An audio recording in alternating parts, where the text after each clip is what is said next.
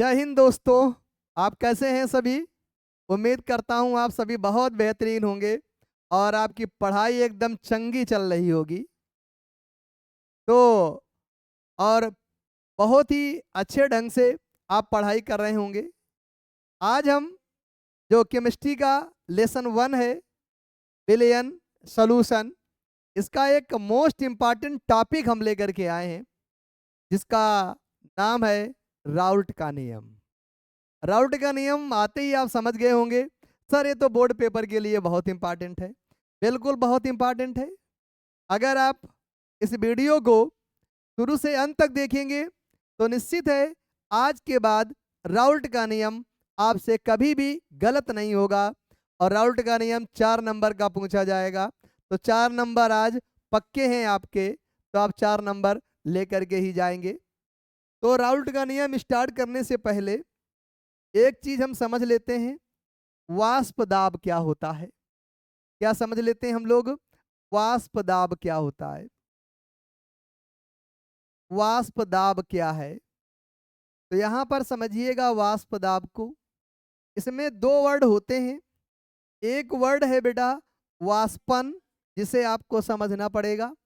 वाष्पन क्या होता है, जब कोई द्रव निश्चित ताप पर वाष्प अवस्था में परिवर्तित होता है तो उसे वाष्पन कहते हैं। अरे असत याद रखो बेटा कि द्रव का वाष्प में बदलना वाष्पन है। क्या है, द्रव का वाष्प में बदलना वाष्पन है। एक वर्ड आएगा संघनन।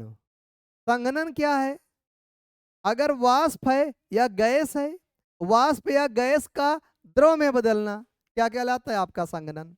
तो दोनों वर्ड याद रहेंगे, एक वाष्पन दूसरा संघनन। वाष्पन क्या होता है, द्रव का वाष्प में परिवर्तन। संघनन क्या होता है, वाष्प का द्रव में परिवर्तन। 2 चीजें और छोटी छोटी याद रखिएगा। एक वर्ड आएगा अंतराण्विक आकर्षण बल। ये क्या होता है सर, अंतराण्विक आकर्षण बल। अरे शब्द बहुत बड़ा लगा लेकिन बहुत छोटा है। अंतराण्विक आकर्षण बल क्या होता है, ये जो द्रव के अणु हैं या गैस के अणु हैं, किसी के भी अणु हो सकते हैं, इन अणुओं के मध्य जो आकर्षण बल लगता है, क्या लगता है, जो आकर्षण बल लगता है, इसी आकर्षण बल को अंतराण्विक आकर्षण बल कहते हैं। तो अगर द्रव और गैस की तुलना की जाए तो द्रव पर लगने वाले अंतराण्विक आकर्षण बल का मान अधिक होता है और गैस पर लगने वाले अंतराण्विक आकर्षण बल का मान कम होता है। एक वर्ड इसमें और आएगा गतिज ऊर्जा। गतिज ऊर्जा क्या होती है, अणुओं की गति के कारण उत्पन्न ऊर्जा को गतिज ऊर्जा कहते हैं। अब अगर द्रव और गैस की तुलना की जाए तो द्रव के अणु बेटा शांत होते हैं गैस की अपेक्षा, इसलिए द्रव के अणु कम गति करते हैं, किसकी अपेक्षा, गैस की अपेक्षा। इसलिए द्रव के अणुओं की गतिज ऊर्जा कम होती है और गैस के अणुओं की गतिज ऊर्जा अधिक होती है। अगर इतना मालूम है तो ये टॉपिक बहुत आसानी समझ में आने वाला है। तो देखिएगा, सबसे पहले हमने एक बीकर ले लिया आपके सामने। ये क्या ले लिया हमने, एक बीकर लिया हुआ है आपके सामने। जैसा आप देख रहे हैं आपके सामने एक बीकर है। बीकर में हमने कोई द्रव भर दिया है। बीकर में क्या भर दिया है, कोई द्रव। ये बीकर में द्रव भरा हुआ है। अब हम इसको क्या करेंगे, तो इसको बेटा हम लोग गर्म करेंगे। क्या करने वाले हैं, गर्म करने वाले हैं। तो गर्म करने के लिए हमने ये बना दिया। हम क्या कर रहे हैं, इसको बेटा गर्म कर रहे हैं। जब हम इसको गर्म करते हैं और एक निश्चित ताप पर गर्म करते हैं, या हमने इसको जो ताप दिया हुआ है वो आपका, इससे इसको मान लो कि 100 जूल ऊर्जा मिल रही है। इतना हमने ताप दिया इसको, क्या मिल रही है आपकी, 100 जूल ऊर्जा मिल रही है। इतना हमने ताप दे दिया है इसको। अगर आप इसको ताप देंगे तो ये द्रव जो है, द्रव किसमें चेंज होगा, वाष्प में बदलेगा या गैस में बदलेगा।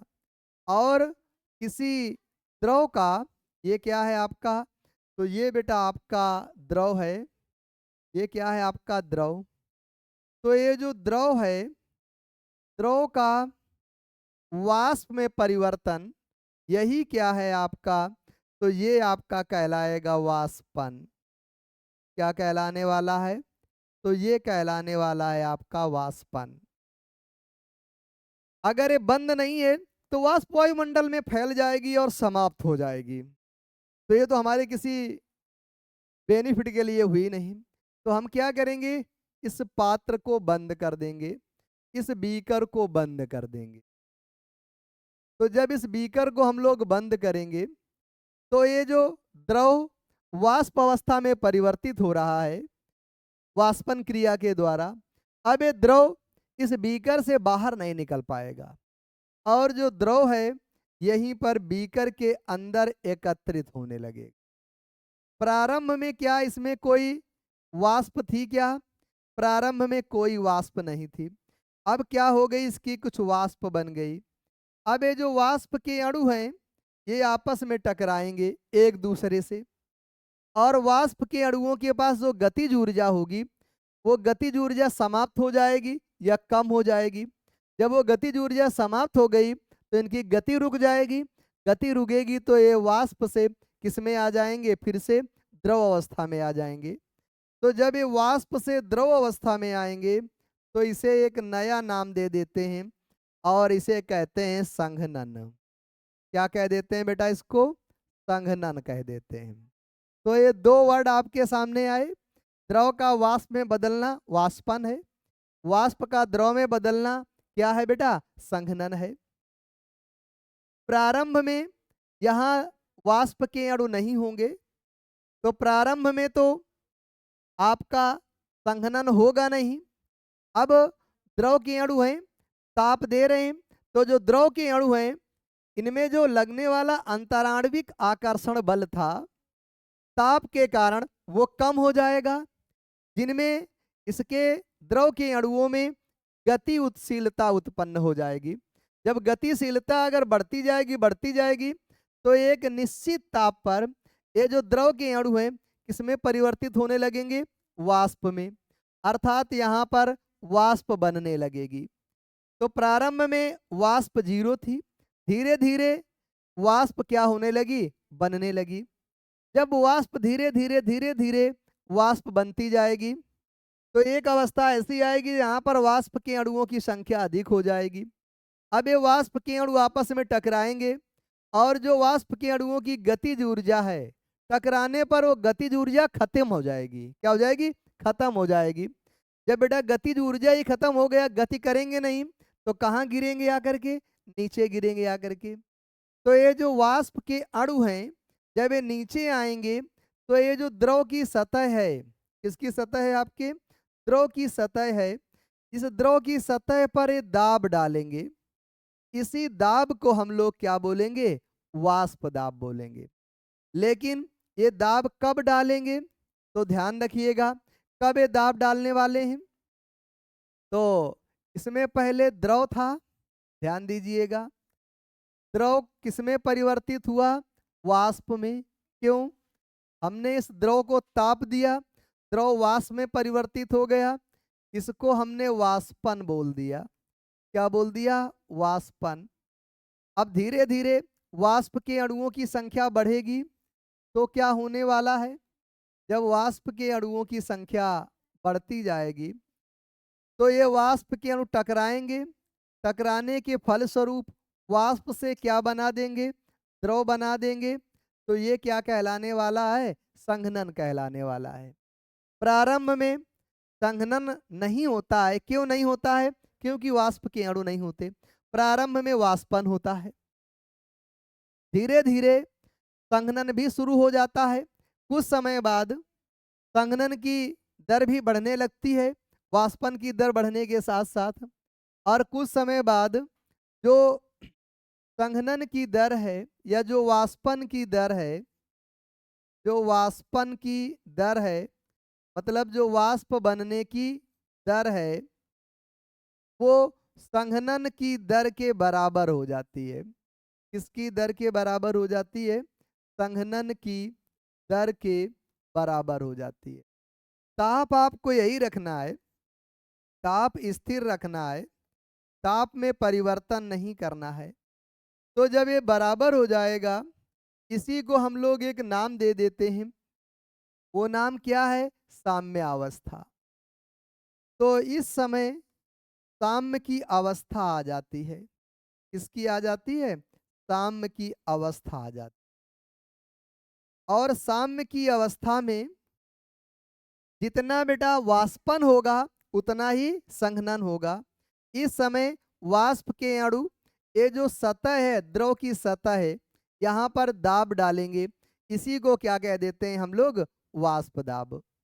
तो वाष्प दाब की परिभाषा क्या हो गई? दिए गए ताप पर, ताप बेटा दिया गया है, तो दिए गए ताप पर, ये हमने ताप इसको कुछ दिया है, तो दिए गए ताप पर तो क्या होने वाला है? द्रव, ये द्रव और द्रव की वाष्प, उसी द्रव की वाष्प, तो द्रव और उसकी वाष्प, द्रव और उसकी वाष्प, द्रव ले लेंगे और द्रव की क्या हो जाएगी? वाष्प के मध्य, के मध्य साम्य की अवस्था आ जाती है। किसकी आ जाती है? के मध्य साम्य की अवस्था में, साम्य की अवस्था में, किसकी बेटा? साम्य की अवस्था में वाष्प द्वारा, किसके द्वारा? तो वाष्प द्वारा द्रव की सतह पर, द्रव की सतह पर आरोपित दाब, इस समय इस पर क्या आरोपित होगा? दाब आरोपित होगा। आरोपित दाब क्या कहलाता है आपका? वाष्प दाब कहलाता है। क्या कहलाने वाला है? वाष्प दाब कहलाता। तो ये बेटा वाष्प दाब की एक बहुत अच्छी सी परिभाषा हो गई। और आई होप ये जो परिभाषा हमने लिखा है आपको बहुत अच्छे से समझ में आ गई होगी। ये वाष्प दाब की परिभाषा हो गई। अब होता क्या है, यहां पर देखेंगे। अब वाष्प दाब की परिभाषा तो समझ गए। अब कुछ कारक हैं जो वाष्प दाब को प्रभावित करते हैं, यहीं पर हम पढ़ लें। तो क्या पढ़ेंगे? वाष्प दाब को प्रभावित करने वाले कारक, वाष्प दाब को प्रभावित करने वाले कारक, प्रभावित करने वाले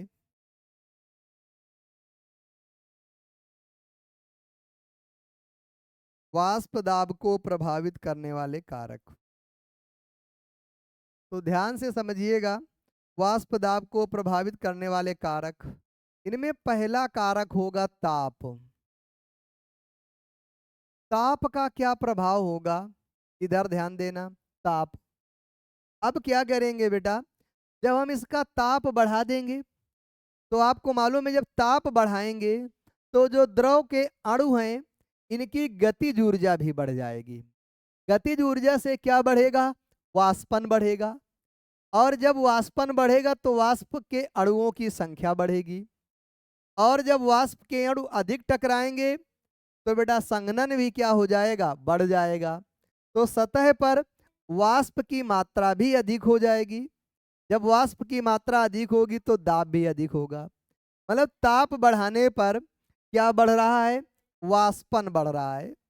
जब हम ताप बढ़ाते हैं तो वाष्पन की दर बढ़ जाती है। क्या बढ़ गई आपकी? वाष्पन की दर में क्या हो जाती है? वृद्धि हो जाती है। और जब वाष्पन की दर बढ़ जाएगी तो ध्यान दीजिएगा, जो वाष्प दाब होता है ये भी क्या हो जाता है आपका? बढ़ जाता है। वाष्प दाब क्या होता है आपका? बढ़ जाता है। तो ये आ गया ताप का प्रभाव। इसको हम छोटे शब्दों में ऐसा भी लिख सकते हैं, जो वाष्प दाब होता है, क्या आपका है? वाष्प दाब। ये ताप के डायरेक्टली प्रोपोर्शनल होता है। मतलब अगर ताप अधिक करेंगे तो वाष्प दाब का मान क्या हो जाएगा? अधिक हो जाएगा। ये ताप का प्रभाव आपको समझ में आ गया। अब दूसरा प्रभाव लिखेंगे इसी का, द्रव की प्रकृति। क्या लिखने वाले हैं? द्रव की प्रकृति।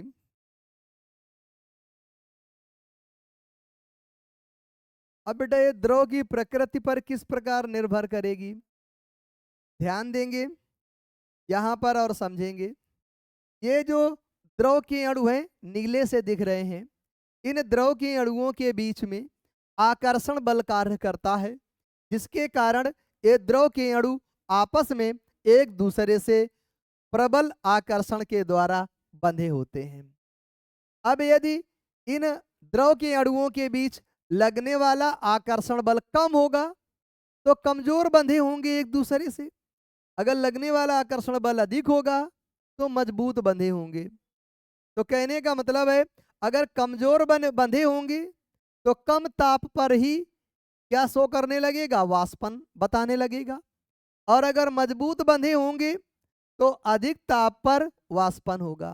कहने का मतलब है अगर अंतराण्विक आकर्षण बल अधिक है तो उसका वाष्पन अधिक होगा, और जिसका वाष्पन अधिक होगा उसका वाष्प दाब अधिक होगा। तो जो अंतराण्विक आकर्षण बल है, इसमें जो द्रव का अंतराण्विक आकर्षण बल है, द्रव का अंतराण्विक आकर्षण बल, अगर अंतराण्विक आकर्षण बल का मान अधिक होगा तो ध्यान देना जो वाष्पन होगा वो क्या होने वाला है? आपका कम होने वाला है। अगर ये कम होगा तो ध्यान देना, अगर ये होगा तो इसका जो वाष्प दाब है, अगर वाष्पन कम है तो वाष्प दाब भी क्या हो जाएगा? कम हो जाएगा। कहने का मतलब है यदि द्रव के अणुओं के मध्य आकर्षण बल अधिक होगा तो उसका वाष्पन कम होगा। वाष्पन कम होने से क्या हो जाएगा? वाष्प दाब कम हो जाएगा। अब दूसरा इसको ऐसे भी समझ सकते हैं। कैसे? यदि ये जो अंतराण्विक आकर्षण बल है, क्या है आपका? अंतराण्विक आकर्षण बल। अगर ये आकर्षण बल जो है, आकर्षण बल कम हो जाए, जब आकर्षण बल कम हो जाएगा तो इनके मध्य जो बंध बनता है कमजोर होता है, जल्दी टूट जाता है, तो वाष्पन अधिक होगा। क्या होगा आपका? वाष्पन अधिक होगा। और जब वाष्पन अधिक होगा तो उसका वाष्प दाब भी क्या होने वाला है? आपका अधिक होने वाला है। तो इसका जो वाष्प दाब है ये भी क्या हो जाएगा? आपका अधिक हो जाएगा। वाष्प दाब भी अधिक हो जाएगा। तो ये वाष्प दाब तो समझ गए। अब वाष्प दाब का हम लोग राउल्ट नियम में किस प्रकार उपयोग करते हैं देखिएगा। तो हम लोग चलते हैं अगले पेज पर और लेते हैं राउल्ट का एक पहले प्रश्न देख लो, फिर हम लोग अगले पेज पर चलेंगे। एक क्वेश्चन है, हमने 3 द्रव लिया। पहला द्रव हमने ले लिया बेटा जल। क्या ले लिया? जल। दूसरा द्रव ले लिया हमने एथिल अल्कोहल। क्या ले लिया? एथिल अल्कोहल ले लिया। और तीसरा द्रव जो है, तीसरा द्रव हमने ईथर ले लिया। क्या ले लिया? ईथर ले लिया। ईथर में ईथर में वाष्प दाब का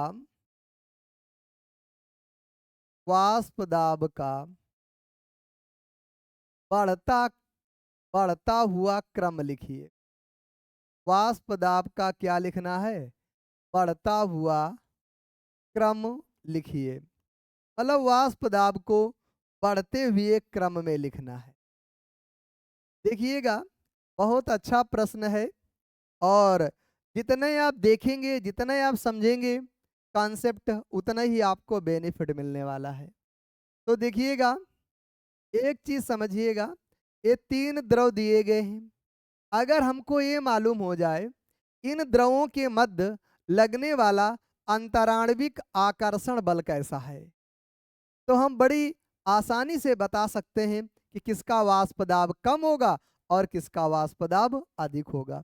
क्यों बता सकते हैं? क्योंकि बेटा जो अंतराण, अभी हमने थोड़ी देर पहले देखा, क्या देखा? जो अंतराण्विक आकर्षण बल है, क्या है आपका? अंतराण्विक आकर्षण बल है। ये आपका व्युत्क्रमानुपाती होता है किसके? वाष्प दाब के। किसके व्युत्क्रमानुपाती होता है? वाष्प दाब के। तो अगर इस चीज को हम लोग समझ लें तो हमारा काम काफी क्या हो जाएगा? आसान हो जाएगा। तो अब हम इसको समझते हैं। देखिएगा यहाँ पर कैसे समझेंगे हम। जो जल है, जल पर बेटा यच बंध है, हाइड्रोजन बंध पाया जाता है जल पर। और ये जो आपका एथिल अल्कोहल है, इस पर भी यच बंध पाया जाता है, मतलब हाइड्रोजन बंध पाया जाता है। और हाइड्रोजन बंध को पढ़ा होगा, हाइड्रोजन तथा प्रबल ऋण विद्युतीय तत्व के मध्य जो बल कार्य करता है उसे क्या कहते हैं? हाइड्रोजन बंध। लेकिन जो ईथर है, ईथर में यच बंध नहीं पाया जाता है। ईथर में क्या होता है? जो यच बंध है वो नहीं पाया जाता है। पहली बात तो इन तीनों में एक निष्कर्ष निकाल लिया कि जल और एल्कोहल में तो यच बंध है, ईथर में यच बंध नहीं है। अगर यच बंध क्या होता है? यच बंध एक प्रबल बंध है, तो इसमें यच बंध है ही नहीं। तो ये क्या हो गया? इस पर दुर्बल क्या होगा? दुर्बल अंतराण्विक आकर्षण बल लगेगा। इसको शॉर्ट में लिखे देते हैं, FOA लिख देते हैं। क्या होता है? Force of attraction. तो इसमें जो अणुओं के मध्य लगने वाला आकर्षण बल होगा वो बहुत ही कम होगा। अब इन दोनों में देखते हैं, इसमें जो यच बंध है, यच बंध की मात्रा क्या होती है बेटा? अधिकतम होती है। इसमें यच बंध की मात्रा अधिकतम होती है। अब इसमें क्या होता है? जल की तुलना में इसमें जो यच बंध की मात्रा है, ये क्या होती है? मात्रा कम होती है। किसकी तुलना में? जल की तुलना में। ऐसा क्यों होता है? क्योंकि समझिएगा बेटा, इसमें 4 यच बंध बनते हैं। कितने यच बंध बन जाते हैं? इसमें 4 यच बंध बन जाते हैं और इसमें केवल 3 यच बंध बनते हैं। कितने यच बंध बनते हैं? 3 यच बंध बनते हैं। तो अब देखेंगे, यच बंध बढ़ने पर अंतराण्विक आकर्षण बल का मान बढ़ जाता है। तो सबसे अधिक यच बंधों की संख्या जल में है, उससे कम एथिल अल्कोहल में है और ईथर में है ही नहीं। तो अगर हम पूछें अंतराण्विक आकर्षण बल का क्रम क्या होगा, यहाँ क्या पूछ लें हम लोग? अगर ये पूछ लें अंतराण्विक आकर्षण बल का क्रम क्या होगा, अंतराण्विक आकर्षण बल, इसका क्रम क्या होने वाला है? सबसे अधिक किसमें होगा? जल में सबसे अधिक होगा। उससे कम किसमें होगा? एथिल अल्कोहल में होगा। उससे कम किसमें होगा? एथिल अल्कोहल में। देखते हैं ना बचवा, उससे कम एथिल अल्कोहल में। सबसे कम काहे में हो जाएगा? तो सबसे कम इथरवा में हो जाएगा, ईथर में सबसे कम होगा। तो अब बेटा इसका वाष्प दाब देख लो। क्या देख लो? इसका वाष्प दाब। अगर हमसे वाष्प दाब पूछा जाए तो सबसे कम वाष्प दाब किसका होगा? ईथर का। सबसे अधिक वाष्प दाब किसका होगा? ईथर का होगा। उससे कम किसका होगा? तो उससे कम एथिल अल्कोहल का होगा। किसका होगा? एथिल अल्कोहल का।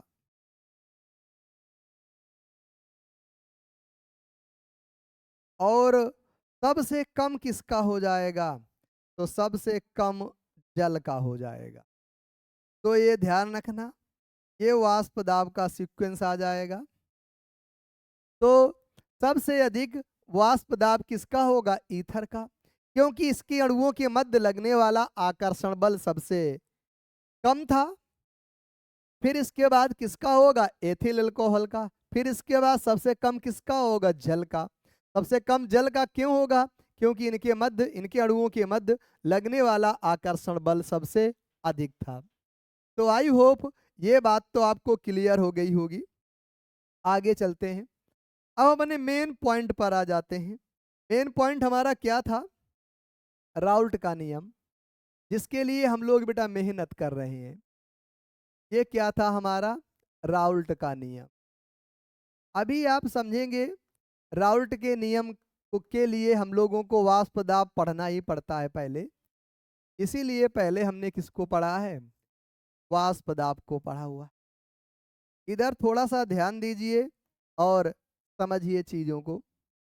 हमारे पास एक बीकर ये है, ये हमारे पास एक बीकर है, और एक बीकर हमने और ले लिया, ये हमारे पास दूसरा बीकर है।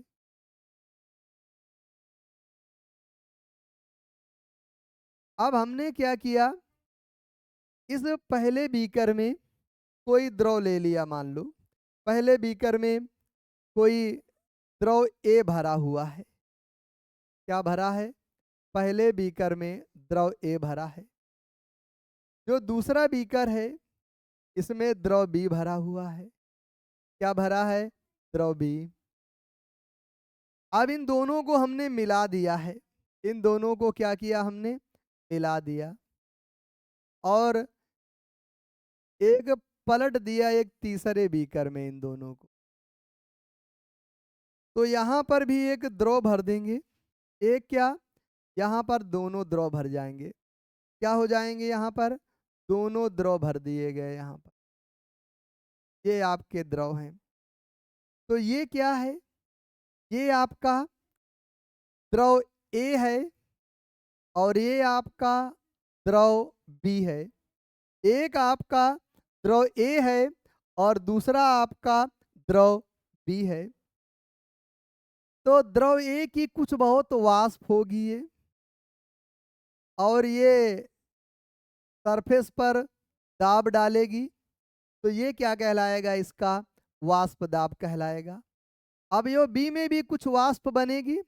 ये पहले तो वाष्पन होगा, अभी थोड़ी देर पहले बताया था। पहले द्रव किसमें परिवर्तित होगा? वाष्प में। इसको वाष्पन बोलेंगे। और फिर ये जो वाष्प है ये किसमें बदल जाएगी? संघनित होकर के द्रव में बदल जाएगी, जिसे संघनन कहेंगे। तो ये द्रव, ये जो सतह होती है, ये जो सतह है यहाँ पर दाब डालती है, इसे ही वाष्प दाब कहते हैं।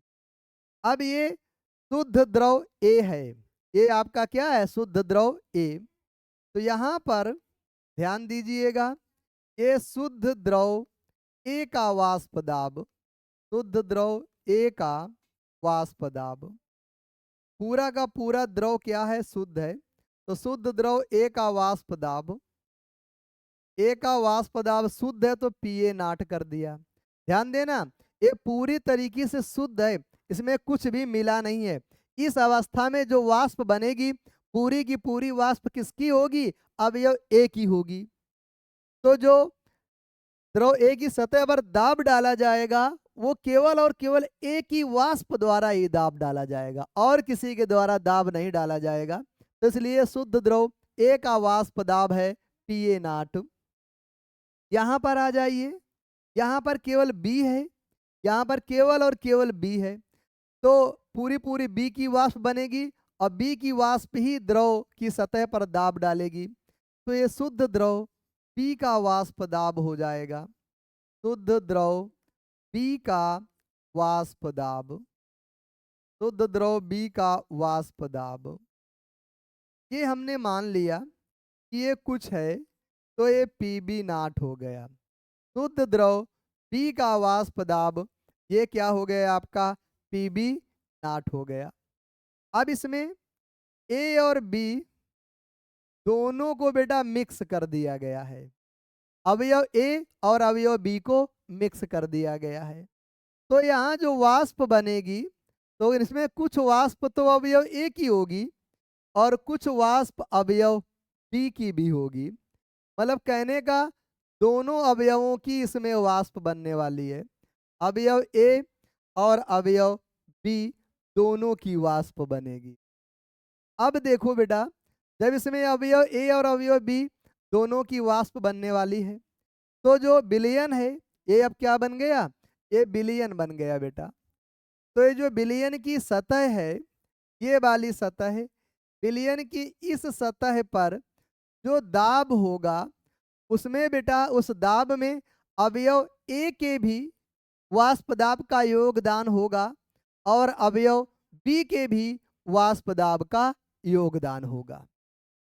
अब खुद सोचिए, इसको मान लिया हमने 100 जूल, कितना, 100 जूल, 100 जूल ऊष्मा दी है, और इसको भी कितनी दी है हमने, 100 जूल ऊष्मा दी है, और इसको भी कितनी दी है हमने, 100 जूल ऊष्मा दी है। तो अब ध्यान से देखिएगा, ए के जितने अणु होंगे, क्या उतने ही, या कह सकते हैं जितना वाष्प दाब शुद्ध अवस्था में अवयव ए का होगा, क्या उतना ही वाष्प दाब विलयन की अवस्था में ए का होगा? बताइए सभी लोग, हम क्या पूछ रहे हैं। शुद्ध अवस्था में जितना वाष्प दाब द्रव ए का है, क्या विलयन की अवस्था में उतना ही वाष्प दाब अवयव ए का होगा? हाँ या ना? देखिएगा बेटा, बिल्कुल भी नहीं होगा। क्यों नहीं होगा? क्यों से समझिए। आप इसको 100 जूल ऊष्मा दे रहे हैं, तो पूरी की पूरी ऊष्मा किसको वाष्पित करने में व्यय हो रही है, खर्च हो रही है? अवयव ए को वाष्पित करने में खर्च हो रही है पूरी की पूरी ऊष्मीय ऊर्जा। इसको भी आप 100 जूल ऊष्मीय ऊर्जा दे रहे हैं, लेकिन ये जो ऊष्मीय ऊर्जा है, ये ए और बी दोनों अवयवों की वाष्प बनाने में खर्च हो रही है। ध्यान देना, इसमें 100 जूल ऊर्जा केवल और केवल अवयव ए की वाष्प बनाने में खर्च हो रही है। इसमें 100 जूल ऊर्जा ए और बी दोनों अवयवों की वाष्प बनाने में क्या हो रही है, खर्च हो रही है। तो कहने का मतलब है, इसका दाब अलग होगा, इसका दाब क्या हो जाएगा, अलग हो जाएगा। तो विलयन में मान लिया हमने, विलयन में अवयव ए का आंशिक दाब, अवयव ए का आंशिक दाब, अवयव ए का आंशिक दाब, ये बेटा पी ए हो जाएगा। क्या हो जाएगा, P A. P A naught तो नहीं रहेगा, समझ गए क्यों नहीं रहेगा। अब इसके बाद इसमें अवयव बी भी है। अब उसी प्रकार से ध्यान देना, जो अवयव बी है इसको आप 100 जूल दे रहे हैं, तो पूरी की पूरी ऊष्मीय ऊर्जा अवयव बी को वाष्प बनाने में उपयोग हो रही है, तो स्वाभाविक इसमें अधिक वाष्प बनेगी। लेकिन यहाँ पर भी आप 100 जूल ऊर्जा दे रहे हैं, ऊष्मीय ऊर्जा, लेकिन ये ए और बी दोनों की वाष्प बनाने में उपयोग हो रही है। तो स्वाभाविक है कि अवयव, शुद्ध अवयव जो बी का वाष्प दाब है, वो बेटा विलयन की अवस्था में बी के वाष्प दाब से अलग होगा। कितना अलग होगा वो बात की बात है, लेकिन क्या होगा, अलग होगा। तो कह सकते हैं विलयन में, ये आपका विलयन है, विलयन में अवयव बी का वाष्प दाब, विलयन में अवयव बी का आंशिक वाष्प दाब, आंशिक वाष्प दाब, ये मान लिया कितना है बेटा, पीबी है। यहां पर भी थोड़ा सा चेंज कर, यहां पर वाष्प दाब भी लिख लो, अवयव ए का आंशिक वाष्प दाब, ये कितना है बेटा, पी ए है। ये आपको यहां तक समझ में आ गया।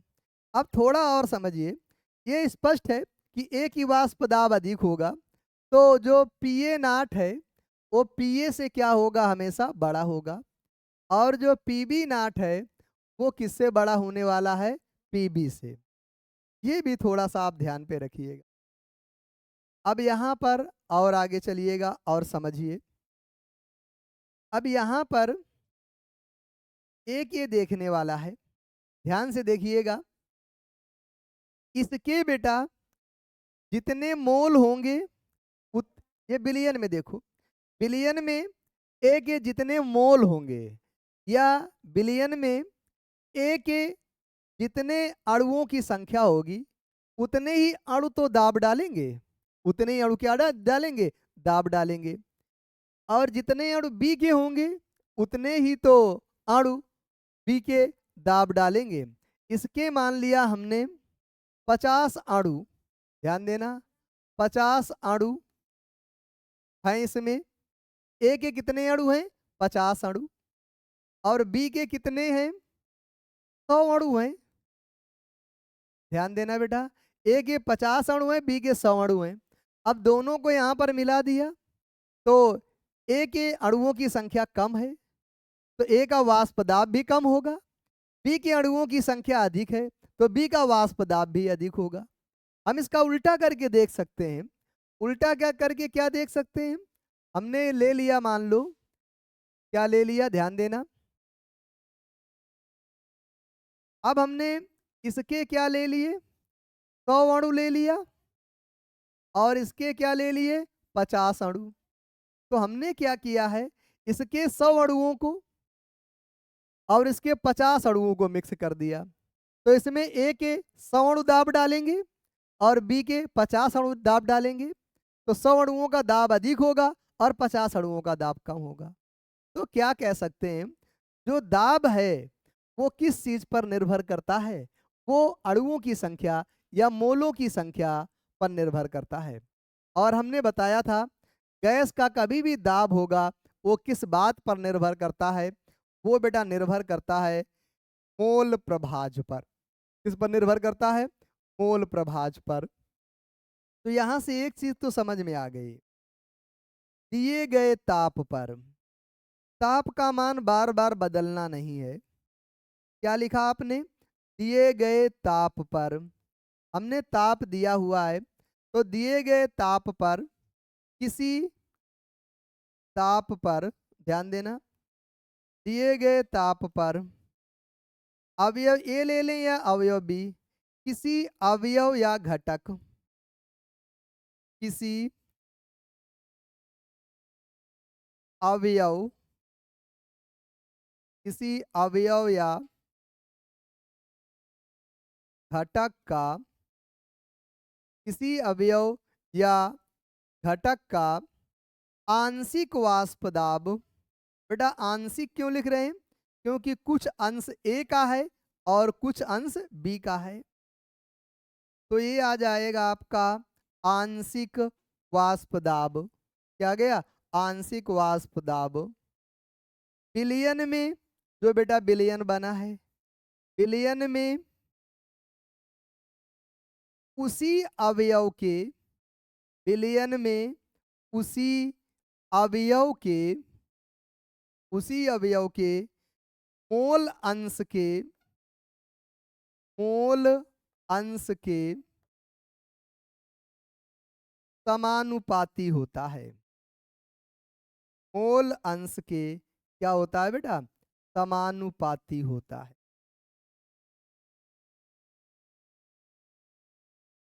एक चीज ध्यान रखना, राउल्ट का नियम दो के लिए होता है। तो यहाँ जो हम राउल्ट का नियम निकाल रहे हैं वो बेटा द्रव द्रव विलयन के लिए निकाल रहे हैं। किसके लिए निकाल रहे हैं, द्रव द्रव विलयन के लिए। इसका विशेष ध्यान रखना। किसके लिए निकाल रहे हैं? द्रव द्रव विलयन के लिए। तो ये भी आप ध्यान में रखिएगा, द्रव द्रव विलयन के लिए निकाला जा रहा है, द्रव द्रव विलयन के लिए। तो ये आ जाता है आपका। अब यहाँ पर देखिएगा, इसी के अनुसार हम इसकी एक परिभाषा बनाने वाले हैं, इसी के अनुसार हम यहाँ पर आगे काम करने वाले हैं।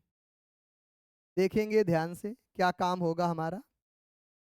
हमने क्या बताया, दिए गए ताप पर किसी अवयव या घटक का आंशिक वाष्प दाब, तो अवयव ए का आंशिक वाष्प दाब क्या है आपका? पीए है। अवयव ए का आंशिक वाष्प दाब क्या हो जाएगा? पीए हो जाएगा। या यहाँ लिख लो सीधा, ये जो राउल्ट का नियम लिखा है इसी के अनुसार तो आप लिख रहे हैं, तो क्या लिखेंगे? राउल्ट के नियमानुसार, राउल्ट का जो नियम है नियमानुसार। और किस प्रकार के विलयनों के लिए? द्रव द्रव विलयनों के लिए, द्रव द्रव विलयनों के लिए, द्रव द्रव विलयनों के लिए, द्रव द्रव विलयनों के लिए। यहाँ पर बेटा फोकस करिएगा। हमने क्या बताया, विलयन में अवयव ए का आंशिक दाब पीए है। ये बेटा डायरेक्टली प्रोपोर्शनल होता है, समानुपाती होता है उस विलयन में उपस्थित उसी अवयव के मोल प्रभाज के। तो ए का मोल प्रभाज क्या है? काई ए। जब हम इसको आगे समानुपाती का निशान हटाते हैं तो एक नियतांक ले आते हैं, ये आ जाता है पी ए नाट इंटू काई ए। पी ए नाट क्या है? तो हमने यहाँ पर बताया है पी ए नाट शुद्ध द्रव ए का शुद्ध द्रव ए का वाष्प दाब है। साथ ही साथ हम क्या करने वाले हैं बी के लिए, P B directly proportional to chi B. दूसरा अवयव बी है तो विलयन में उसका आंशिक वाष्प दाब क्या है? P B. ये बेटा समानुपाती होगा किसके? उसी अवयव बी के मोल प्रभाज के। तो जब हम अनुपात हटाएंगे, समानुपाती हटाएंगे, तो एक नियतांक ले आते हैं, पी बी नाट इंटू क्या हो जाता है? काई बी हो जाता है। ये क्या हो जाता है? इंटू काई बी हो जाता है। ये ध्यान रखिएगा, क्या हो जाता है आपका? काई बी हो जाता है। ये आपका आ गया, जहाँ पी ए नाट और P B naught, P A naught और P B naught, P B naught शुद्ध अवस्था में बेटा शुद्ध अवस्था में विलायक ए व बी के, विलायक ए व बी के वाष्प दाब है। यहाँ पर आंशिक शब्द नहीं बोलेंगे बेटा, क्या है आपके? वाष्प दाब है। ये चीज आपको समझ में आ गई होगी। अब हम यहाँ से एक परिभाषा और निकालने वाले हैं। वो कौन सी परिभाषा होगी? राउल्ट के नियम की। देख सकते हैं, ताप तो वही दिया गया है, तो दिए गए ताप पर ध्यान देना, किसी विलयन का किसी विलयन के किसी अवयव का आंशिक वाष्प दाब उस विलयन के शुद्ध अवस्था में वाष्प दाब और मोल प्रभाज के गुणनफल के बराबर होता है। फिर सुनिएगा, विलयन में किसी अवयव का आंशिक वाष्प दाब पीए, विलयन में किसी अवयव का आंशिक वाष्प दाब पीए, उसके शुद्ध अवस्था में वाष्प दाब पीए नाट और उसी अवयव के मोल प्रभाज के गुणनफल के बराबर होता है। तो इसकी अब परिभाषा लिख देंगे हम लोग इसी प्रकार से। तो लिखिएगा, दिए गए ताप पर, दिए गए ताप पर जो ताप दिया गया है दिए गए ताप पर, दिए गए ताप पर, ध्यान देंगे, दिए गए ताप पर किसी विलयन के, दिए गए ताप पर किसी विलयन के, किसी विलयन के वाष्पशील अवयव का, वाष्पशील अवयव का आंशिक वाष्प दाब, कैसा वाष्प दाब बेटा, ध्यान देना, आंशिक वाष्प दाब, आंशिक वाष्प दाब। तो दिए गए ताप पर किसी विलयन के वाष्पशील अवयव का आंशिक वाष्प दाब, विलयन में, विलयन में उसी अवयव के, उसी अवयव के, अवयव के वाष्प दाब, वाष्प दाब तथा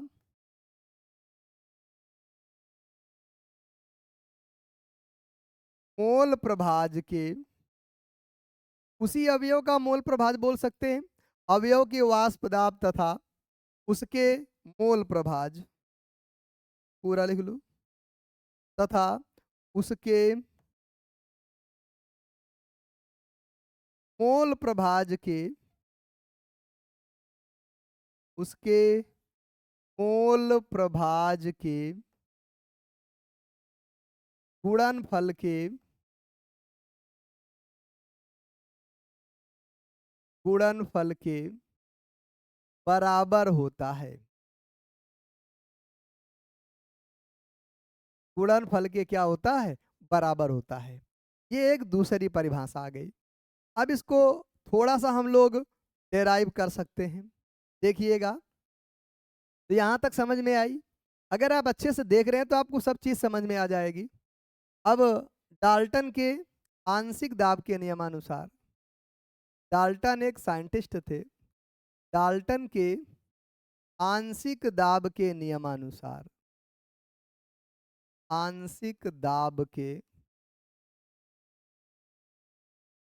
नियमानुसार, ये डाल्टन का आंशिक दाब क्या है, तो समझिएगा यहाँ पर डाल्टन का आंशिक दाब क्या है। ये क्या होता है, टोटल प्रेशर। किसी का क्या होता है बेटा, जो टोटल प्रेशर होता है पीटी, वो उस विलयन के अवयवों के आंशिक दाबों के योग के क्या हो जाता है, बराबर हो जाता है। ये समीकरण नंबर 3 हो गया। आप कहोगे सर एक और दो कहाँ चले गए, तो एक और दो आप इसको एक नाम दे दो और इसको क्या नाम दे दो, दो। अब पीए और यहाँ पर पीबी है बेटा, अब पीए और पीबी के मान रख दो, क्या रखेंगे, पीए और पीबी के मान रखेंगे। तो पी टोटल, पीए का मान क्या है, पीए नाट इंटू काई ए, पीबी का मान क्या है, पीबी नाट इंटू काई बी। ये बेटा समीकरण नंबर क्या आ गया, 4 आ गया, ध्यान देना, क्या गया, समीकरण नंबर 4। यहीं से राउल्ट का नियम सिद्ध हो जाता है। तो समीकरण 4 ही, समीकरण 4 ही द्रव द्रव विलयनों के लिए, ध्यान देना शब्द पर, ध्यान देना, द्रव द्रव विलयनों के लिए, द्रव द्रव विलयनों के लिए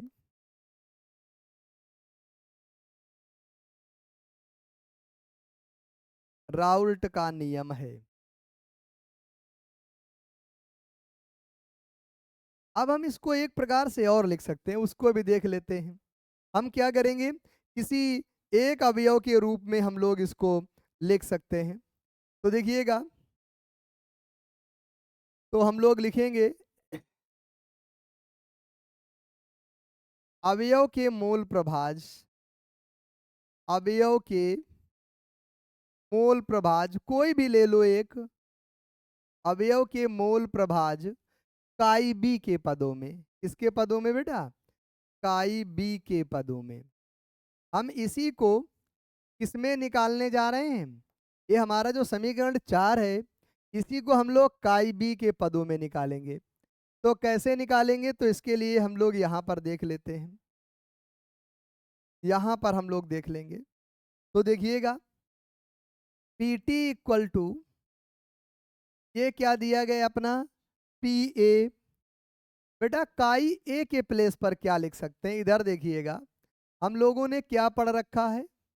काई A plus chi B equal to क्या पढ़ा है हम लोगों ने? 1।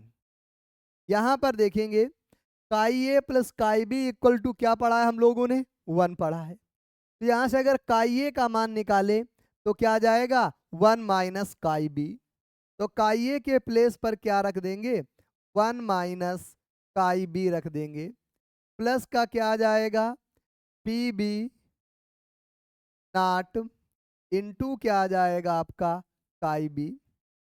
ये जहाँ पर हम लोगों ने पीटी शब्द का यूज किया है, तो पीटी के प्लेस पर हम एक नए शब्द का भी यूज कर सकते हैं।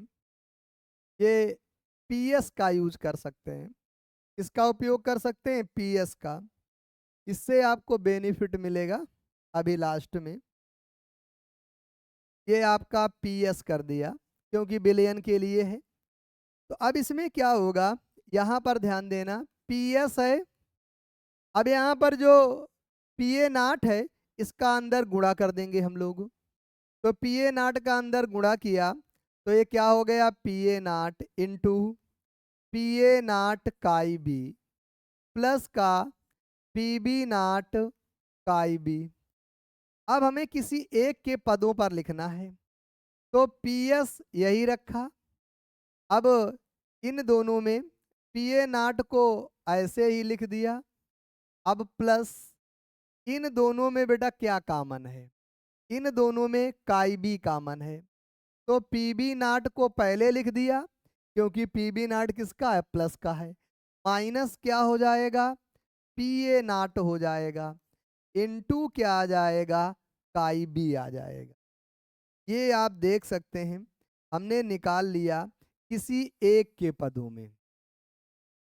यहाँ पर विलयन का कुल वाष्प दाब, ध्यान देना, यहाँ पर विलयन का कुल वाष्प दाब हमने काई बी के पदों पर निकाल लिया।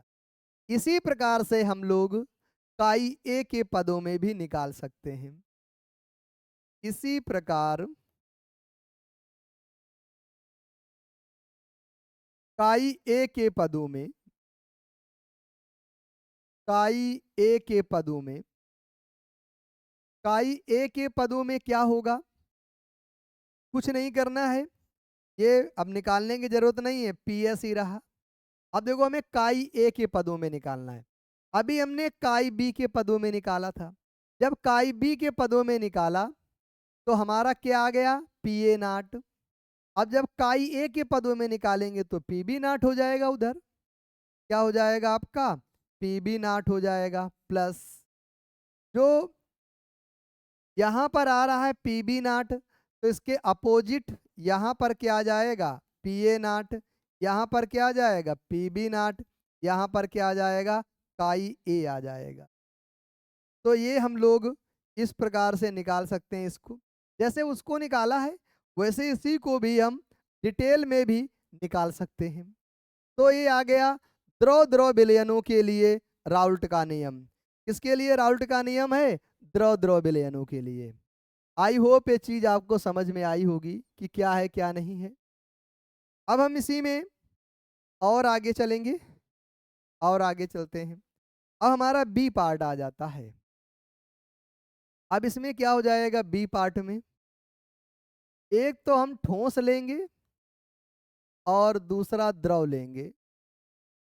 ठोस द्रव विलयनों के लिए राउल्ट का नियम, या कह सकते हैं विलयनों के लिए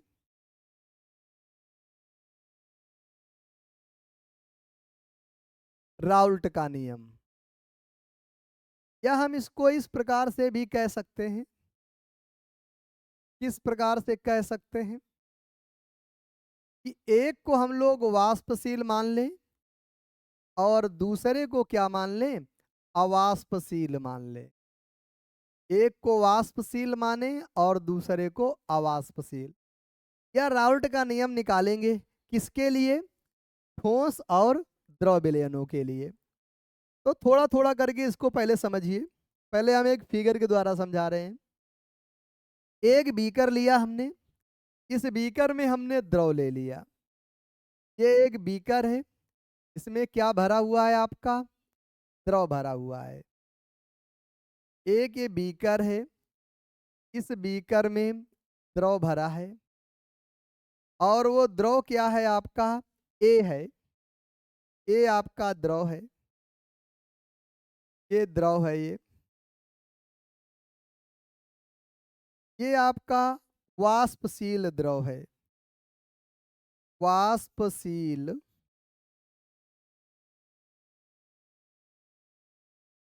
वाष्पशील द्रव, ए नाम दे दिया।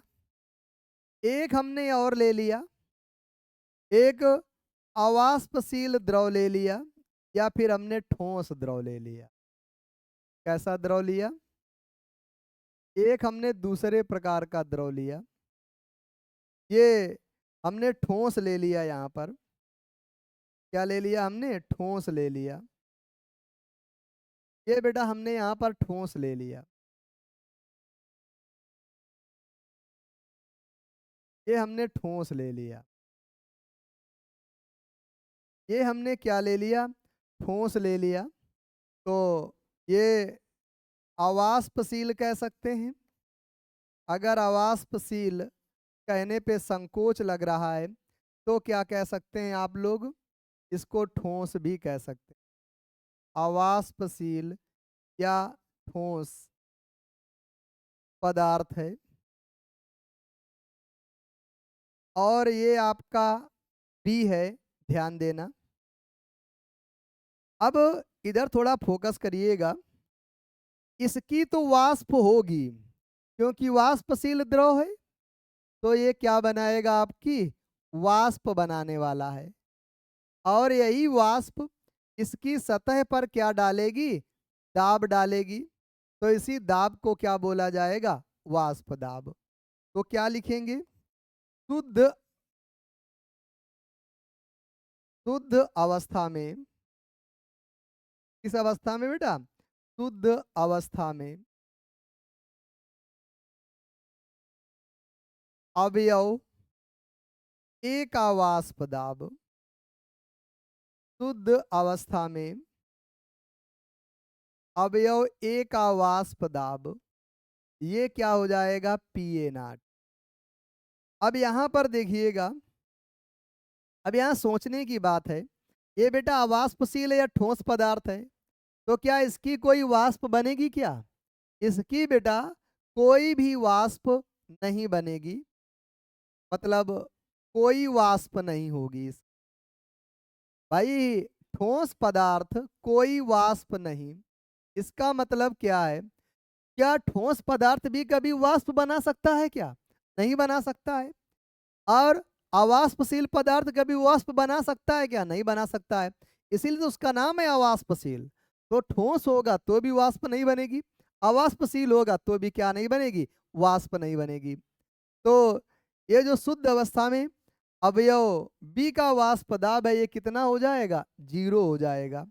तो क्या लिखेंगे हम लोग, शुद्ध अवस्था में, शुद्ध अवस्था में अवयव या ठोस कह सकते हैं, बी का वाष्प दाब PB, क्या कुछ होगा क्या, ध्यान रखना, PB संभव ही नहीं है, PB की कोई भी वाष्प दाब नहीं बनेगी। ये बहुत इंपॉर्टेंट पॉइंट हमने लिख दिया यहाँ पर, इसको दिमाग पे रखो, इसकी वाष्प नहीं बनेगी। तो वाष्प किसकी बन रही है? केवल और केवल एक ही बन रही है। अब आपने क्या किया, इन दोनों को मिक्स कर दिया, इन दोनों को एक पात्र लिया, इस पात्र में दोनों को मिला दिया, तो क्या बन गया आपका? विलयन बन गया। ये A प्लस बी, ये आपका विलयन बन गया। क्या बन गया? विलयन। अब ध्यान देना, इसमें इसमें आपका ए भी है और बी भी है। ए तो वाष्पशील है, परंतु बी क्या है आपका? अवाष्पशील है। बी क्या है आपका? अवाष्पशील है। तो इधर देखेंगे, ये विलयन हो गया। तो ये जो विलयन है, विलयन में ये जो वाष्प बनने वाली है, वाष्प, ये जो वाष्प बनी है विलयन में, ये किसकी वाष्प है? केवल और केवल एक ही वाष्प है। ये बेटा विलयन में केवल एक ही वाष्प है, केवल एक ही वाष्प है। क्यों एक ही वाष्प है? इसलिए बेटा एक ही वाष्प है कि बी अवाष्पशील है, तो बी की वाष्प तो बन ही नहीं सकती है, तो केवल और केवल किसकी वाष्प बनेगी? एक ही वाष्प बनेगी। तो जो विलयन का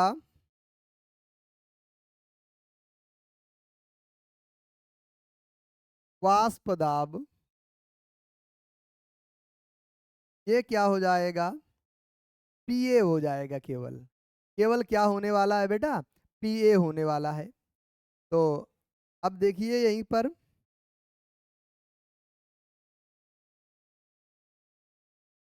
तो ये क्या आ जाएगा? इधर ध्यान देना। तो जो पीएस है, यह जो टोटल प्रेशर है, अब ये इसमें बी तो होगा नहीं, तो ये केवल और केवल, या पहले लिख लो पीए प्लस पीबी, अगर ना समझ में आए तो। अब पीबी क्या है? जीरो। क्यों जीरो है? क्योंकि ये ठोस है। तो जो बेटा पीएस होता है, ये इक्वल हो जाएगा केवल और केवल पीए के। और पीए किसके इक्वल है? पीए नाट इंटू काई ए के। पीए नाट इंटू काई ए। अब हमने बताया है, ये जो काई ए होता है, ये क्या हो जाता है? 1 - काई बी। क्या हो जाएगा? 1 - काई बी। अब पीए नाट को नीचे ले आओ, तो PS upon PA not equal to 1 - काई बी, ऐसा कर दिया। अब देखिएगा, काई बी को हम इधर ले आएंगे और इसको उधर ले जाएंगे अगले पेज से, तो ये क्या आ जाएगा? काई बी इक्वल टू क्या आने वाला है? काई बी इक्वल टू, ये इधर आ गया तो 1, ये 1 इधर ही रहा, minus P S upon P A naught. तो काई बी इक्वल टू क्या आ जाएगा? ये बेटा पी ए नाट हो गया, ये क्या हो गया? पी ए नाट माइनस का पी एस। क्या हो गया? पी ए नाट माइनस का पी एस। तो अब इसको काफी हद तक आप समझ पा रहे होंगे। ये आपका आ गया ये, तो ये आपका काई बी हो गया। ये बेटा वाष्प दाब में आपेक्षिक अवनमन है। वाष्प दाब का जो आपेक्षिक अवनमन है, वो बेटा विलेय के मोल प्रभाज के बराबर हो जाता है। तो राउल्ट के नियमानुसार क्या हो जाएगा?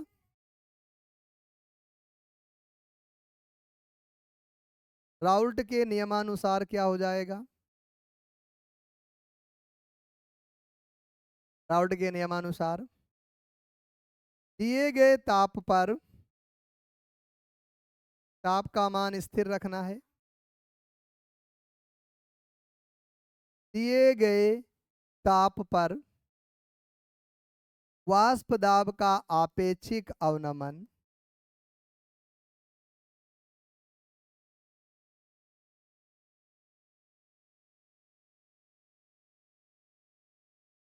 आपेक्षिक अवनमन। विलेय के मोल प्रभाज के विलेय के मोल प्रभाज या मोल अंश के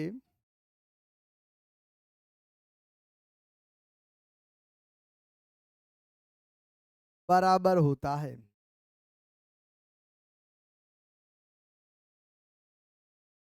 ये बेटा आ गया राउल्ट के नियम से। ये कब है? जब बेटा हम ठोस को किसी द्रव में डुबोएंगे या किसी द्रव में निकालेंगे, ठोस का द्रव में बना विलयन, उसके लिए ये होता है। अब यहाँ पर देखिएगा, अगर हम तन विलयनों के लिए निकालना चाहें, किसके लिए निकालना चाहें? तन विलयनों के लिए राउल्ट का नियम। किसके लिए निकालें? तन विलयनों के लिए राउल्ट का नियम। तन विलयनों के लिए राउल्ट का नियम। तो ये जो काई होता है, ये क्या हो जाता है बेटा? बी के मोल यानी बी बटे टोटल मोल। आपने मोल प्रभाज पढ़ा है। यदि हम अवयव बी का मोल प्रभाज निकालेंगे तो अवयव बी के मोल बटे क्या हो जाएगा आपका? बटे क्या हो जाएगा? टोटल मोल हो जाएगा। ये आपका आ जाएगा। यहां देखेंगे, यदि तो ये ध्यान दीजिएगा, ये हो जाएगा आपका। इसको आप पहले भी पढ़ चुके हो, पहले भी समझ चुके हो। तो अब देखिएगा ध्यान से, इसी में क्या देखने वाले हो? यानी बी इक्वल टू क्या हो जाता है? विलेय का द्रव्यमान बटे विलेय का अणुभार, तथा यानी ए क्या हो जाता है? विलेय का द्रव्यमान बटे विलेय का अणुभार। तो यहाँ से काई बी इक्वल टू क्या आ जाएगा? ये आ जाएगा अपना W B upon M B बटे W A upon M A plus W B upon M B. ये इतना आ जाएगा आपका। एक काई बी आ गया। क्या आ गया आपका? काई बी। तो इस काई बी की वैल्यू हम लोग कहाँ रख देंगे? यहाँ रख देंगे। तो इसको समीकरण कोई नाम दे देंगे। समीकरण नंबर 1 नाम दे देंगे। तो यहाँ क्या लिखेंगे? समीकरण 1 से, समीकरण 1 से, तो समीकरण 1 क्या है? P A naught minus P S upon P A naught, ये इक्वल आ गया किसके? काई बी के इक्वल था। काई बी क्या निकाला आपने? N B upon N A plus N B equal किसके आ गया? ये आ गया W B upon M B पूरे के बटे W A upon M A plus W B upon M B. इसके इक्वल आ जाएगा बेटा। इसके इक्वल आ गया जो आपके सामने लिखा है। अब तन विलयनों के लिए ध्यान देना बेटा। तन विलयन के लिए, तन विलयन में क्या होता है? पानी की मात्रा बहुत अधिक कर दी जाती है या विलायक की मात्रा बहुत अधिक कर दी जाती है। एन ए बहुत बड़ा है किसकी तुलना में? एन बी की तुलना में। इसलिए जो N A plus N B होता है, ये लगभग लगभग किसके इक्वल हो जाता है? एन ए के। इसलिए यहाँ फोकस करेंगे P A naught minus P S upon P A naught, ये किसके इक्वल आ जाएगा? ये तो आपका किसके इक्वल रहा? ये तो एन बी ही रहा। अब N A plus N B के प्लेस पर क्या लिख सकते हैं? N A. एन बी क्या हो जाता है? W B upon M B. और एन ए क्या हो जाता है? W A upon M A. तो हम जब इसको सॉल्व करेंगे तो हमारा क्या आ जाएगा? इसको जरा फोकस करिएगा। ये हमारा आ गया P A naught minus P S आ गया अपान क्या आ गया? P A naught. अब ये W B upon M B into M B upon क्या आ जाएगा? W A. ये आपके सामने आ गया। ये तनु विलयनों के लिए विलेय एवं विलायक का आणविक द्रव्यमान हो जाता है। क्या हो जाता है? विलेय एवं विलायक का आणविक द्रव्यमान। बड़ी मेहनत से बना है वीडियो, तो वीडियो को देखिएगा जरूर। और बहुत ही रिजल्ट ओरिएंटेड और बहुत ही समझने के लिए बहुत अच्छा वीडियो है। तो समझिए, अगर कोई प्रॉब्लम हो तो शेयर करिए, लाइक करिए और कमेंट करके प्रॉब्लम को जरूर बताइए। नए हैं तो चैनल को सब्सक्राइब करेंगे। Thank you.